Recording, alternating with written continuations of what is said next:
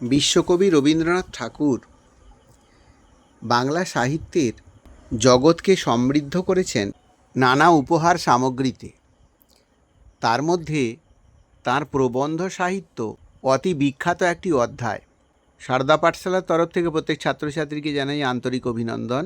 আমার এই ভিডিওয় আমি রবীন্দ্রনাথ ঠাকুরের পূর্ব ও পশ্চিম প্রবন্ধখানির সহজ সরল সংক্ষিপ্ত ব্যাখ্যা করব। যে সমস্ত ছাত্রছাত্রীদের এই বিষয়টি পাঠ্য হিসেবে রয়েছে, তারা যদি এটাকে মন দিয়ে একাধিকবার শুনতে পারো, তাহলে বলবো যে তোমাদের আর কোনো প্রশ্ন উত্তর পড়ার প্রয়োজন বিশেষ পড়বে না। এর উপর ভিত্তি করেই তোমরা একটা সুন্দর উত্তর পরীক্ষায় লিখতে পারবে। সম্পূর্ণ বিষয়টিকে মন দিয়ে শোনবার চেষ্টা করো, আশা করি তোমাদের অনেক কাজে লাগবে। রবীন্দ্রনাথ পূর্ব ও পশ্চিম নাম দিয়ে যে প্রবন্ধখানি রচনা করেছেন, তার মধ্যে আমরা যা দেখতে পাই সেইটি হলো পূর্ব অর্থাৎ পূর্ব গোলার্ধের দেশ ভারতবর্ষ এবং পশ্চিম অর্থাৎ পশ্চিম গোলার্ধের দেশ ইউরোপ, যাকে পাশ্চাত্য বলে আমরা পরিচিত করি। এই দুই দেশ বা দুই রাষ্ট্র বা দুই দিকের সীমানার দেশগুলির মধ্যে যে পৃথকতা বা যে সমস্যা সংকুল পরিস্থিতি দীর্ঘদিন ধরে চলে আসছে, তার একটি সুন্দর বিবরণ দিয়েছেন। ভারতের ইতিহাসে দেখা যায় যে একদিন এখানে আর্যরা প্রবেশ করেছিল। তারা অনার্যদের সঙ্গে মিলেমিশে গিয়েছিল সহজে। তখন অনুলোম বিবাহ ব্যবস্থারও প্রচলন দেখা গেছে। পরবর্তী সময়ে অনার্য তথা শূদ্রদের সঙ্গে আর্যরা সুন্দরভাবে সম্পর্কের বন্ধনকে আরও দৃঢ় করেছে।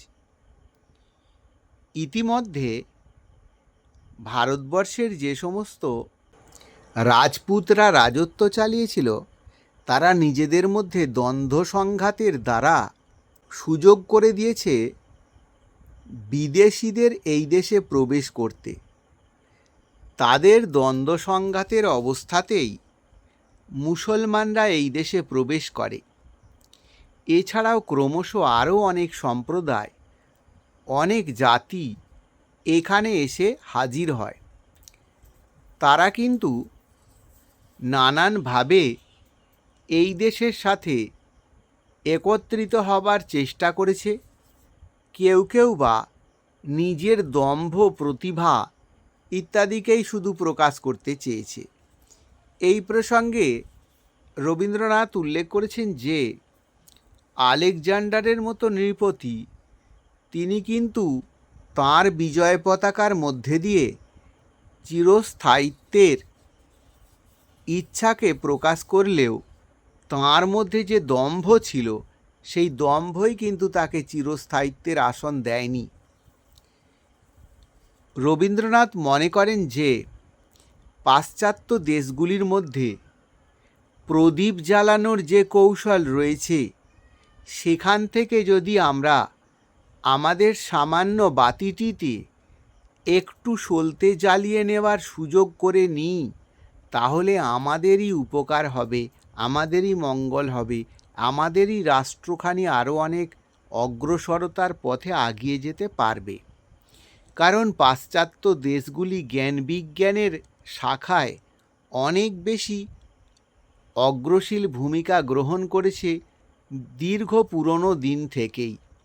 সুতরাং তাদের কাছ থেকে যদি সেই বিদ্যা আমরা আদায় করতে পারি, তাহলে যেমনিভাবে আমাদের রাষ্ট্রের উন্নয়ন সরল গতিতে এগিয়ে চলবে, তেমনি আমাদের দেশেরও ঐতিহ্যময় সম্পদগুলিকে যদি নির্দ্বিধায় তাদের মধ্যে বিতরণ করি, তাহলে এই দেশেরও গৌরবোজ্জ্বল দিকগুলিকে তারা চিনতে ও জানতে পারবে।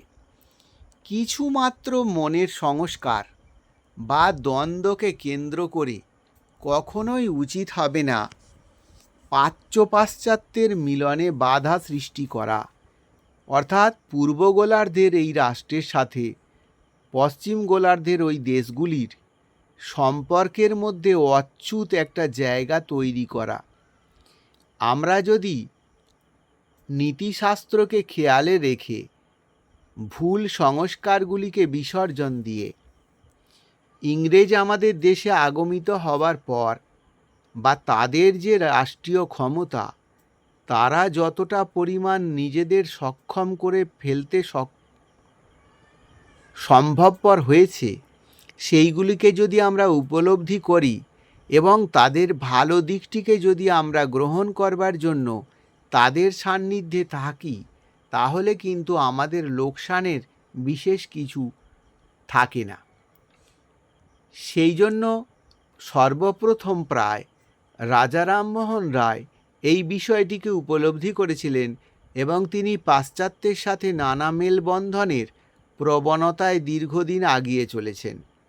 পরবর্তী সময়ে অবশ্য বঙ্কিমচন্দ্র চট্টোপাধ্যায় তাঁর বঙ্গদর্শনে এমন মনোভাব পোষণ করেছেন বারবার, এবং তিনি তার মধ্যে দিয়ে অনেক কার্যপদ্ধতিও অবলম্বন করেছেন। এছাড়াও প্রাবন্ধিকের প্রবন্ধখানি রচনা করবার কালেই প্রায় বিদায় নিয়েছেন স্বামী বিবেকানন্দ। তিনিও কিন্তু এই পাশ্চাত্যের সঙ্গে একত্রিত হওয়ার বা সেখান থেকে প্রয়োজনের সম্পদগুলিকে তাদের সান্নিধ্যে থেকে গ্রহণ করবার প্রয়াসী ছিলেন, এবং তিনি সেই সম্পর্কে সদর্থক মনোভাব ব্যক্ত করে গেছেন। এছাড়াও দক্ষিণ ভারতের রানাডে তিনিও কিন্তু পূর্ব পশ্চিমের সেতু বন্ধন করবার চেষ্টা চালিয়েছেন যথেষ্ট।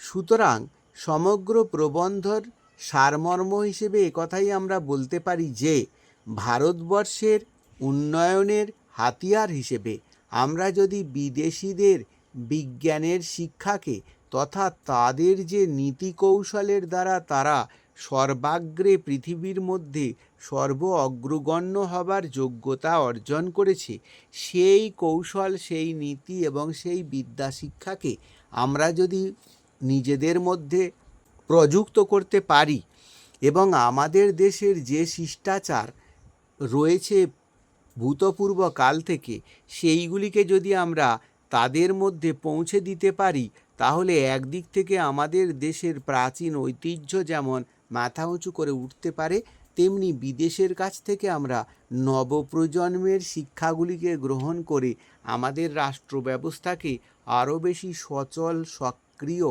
এবং প্রাণবন্ত করে তুলতে পারবো সহজে।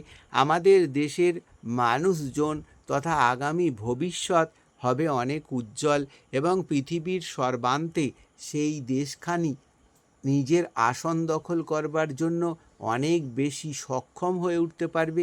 এই যুক্তিগুলিকে এবং এই প্রবণতাটিকে প্রকাশ করবার জন্য রবীন্দ্রনাথ প্রবন্ধখানির পূর্ব ও পশ্চিম নামকরণের পরিসীমাতে তিনি একটি সুন্দর বিবরণের মধ্যে দিয়ে পাশ্চাত্য দেশের সঙ্গে আমাদের দেশের রাষ্ট্র ব্যবস্থার এবং শিক্ষা ও সংস্কৃতি ইত্যাদির মেলবন্ধনের প্রয়োজনীয়তাকে উদাহরণ সহযোগে সুন্দরভাবে ব্যাখ্যা করেছেন।